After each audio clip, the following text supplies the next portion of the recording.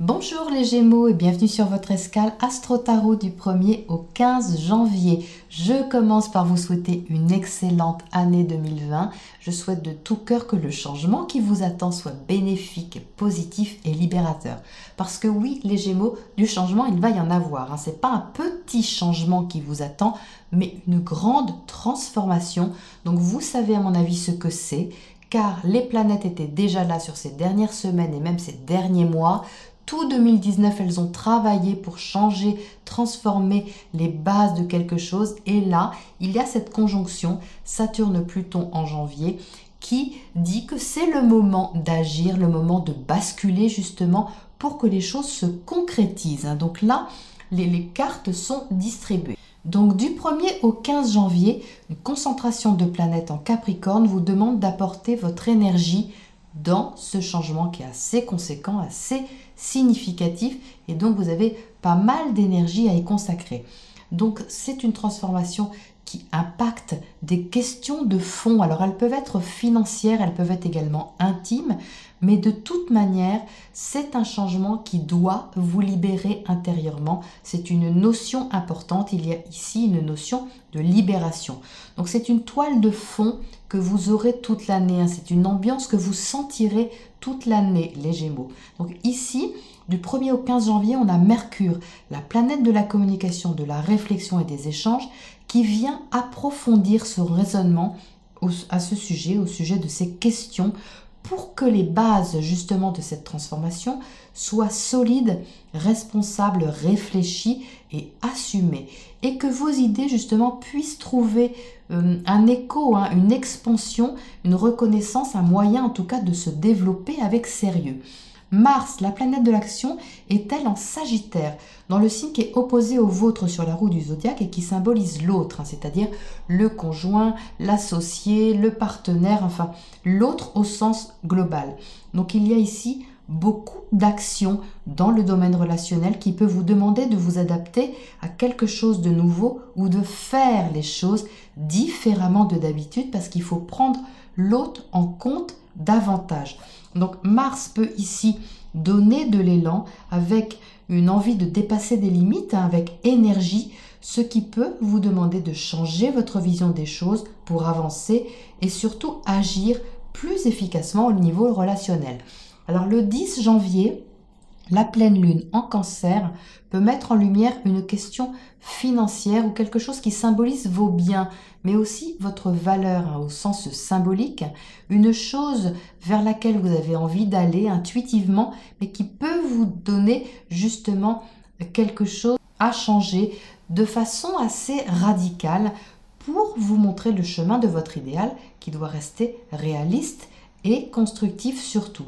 Alors cet important regroupement d'énergie à cette date peut vraiment éclairer une notion de responsabilité dans un changement, peut-être prendre en compte aussi une autre façon de défendre vos biens ou de gagner votre argent et de respecter les valeurs qui vous tiennent à cœur.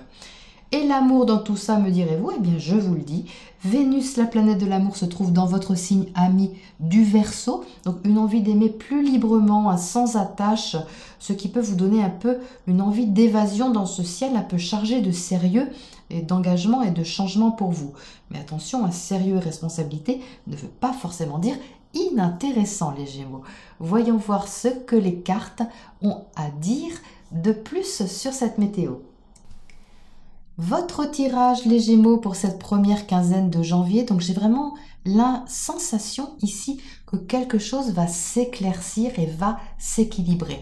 Demande vraiment à se réajuster pour pouvoir concrétiser les choses et les stabiliser.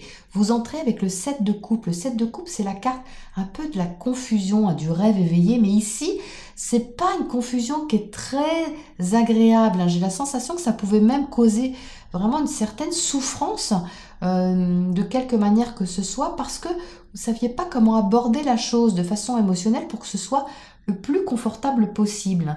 Donc il y avait comme un recul sur la chose ou peut-être ne pas savoir comment l'aborder, comment la régler.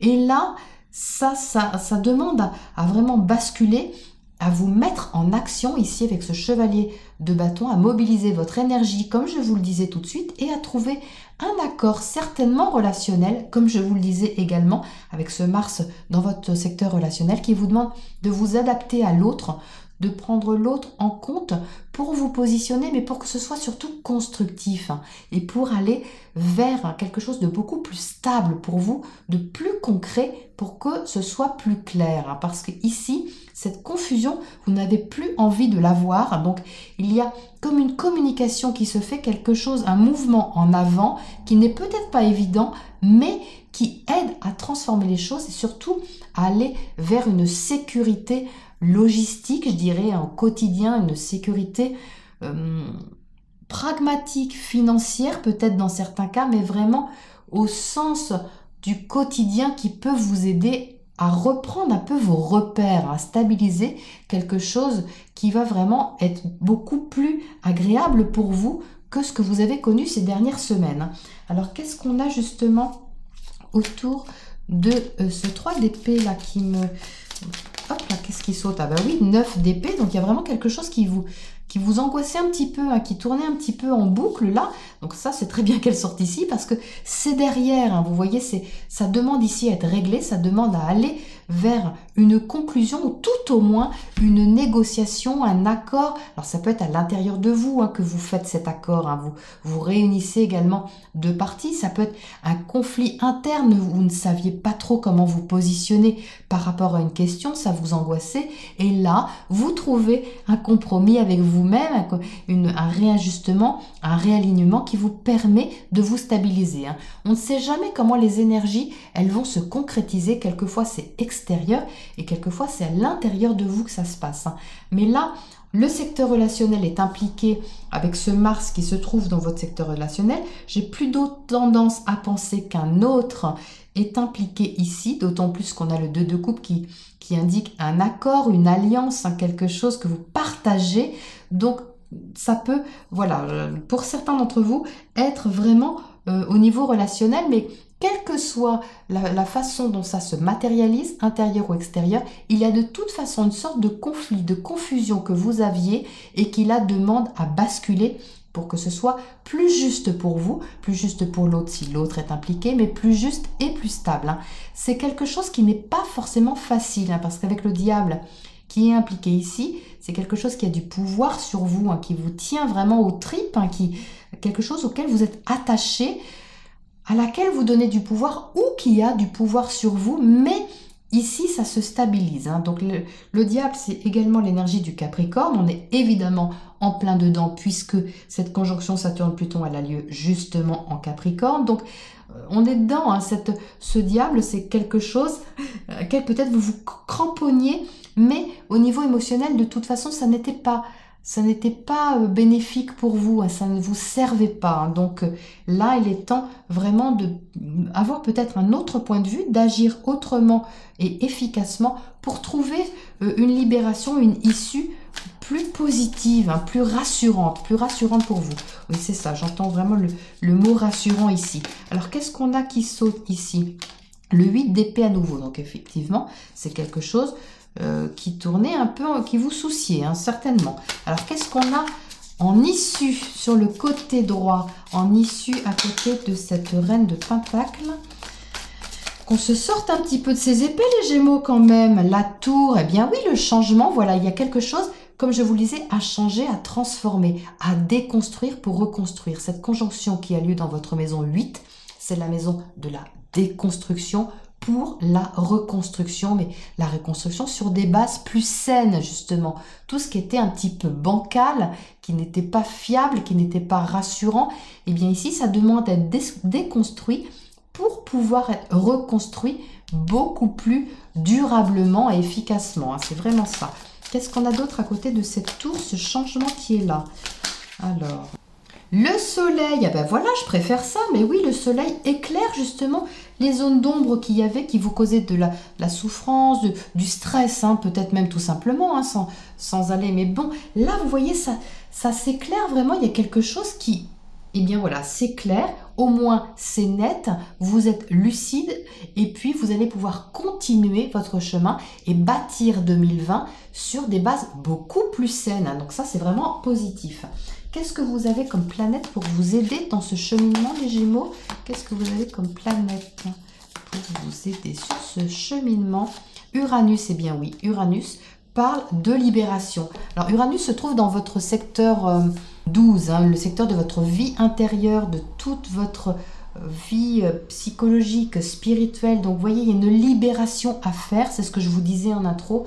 Ce changement que vous avez à apporter, eh bien c'est pour vous libérer au final, c'est pour que vous sentiez plus d'indépendance, d'autonomie, de liberté et que ça vous dégage quelque chose certainement au niveau intérieur, psychologique, émotionnel.